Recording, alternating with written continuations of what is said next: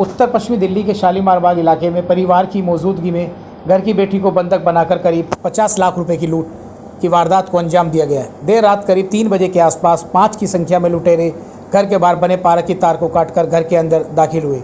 घर के बाहर के मेन स्लाइडिंग गेट को काटा और जिस कमरे में युवती सोई हुई थी उसी कमरे में लुटेरे जा पहुंचे, जिसके बाद उन्होंने चाकू की नोक पर युवती को बंधक बनाया और शोर मचाने पर जान से मारने की धमकी दी। करीब 1 से 1.5 घंटे तक उस कमरे में रखी हुई अलमारी का ताला तोड़कर सोना, चांदी, हीरे और नकदी लेकर मौके से वारदात कर फरार हो गई।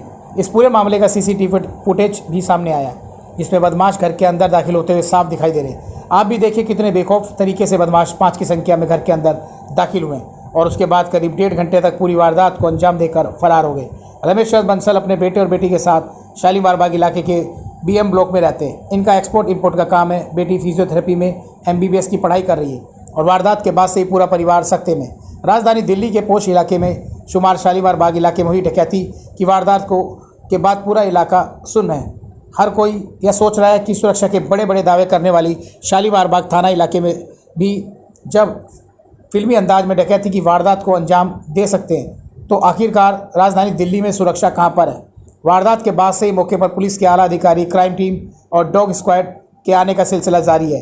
तमाम तरीके की जांच की जा रही है और CCTV फुटेज को भी पुलिस ने कब्जे में ले लिया है।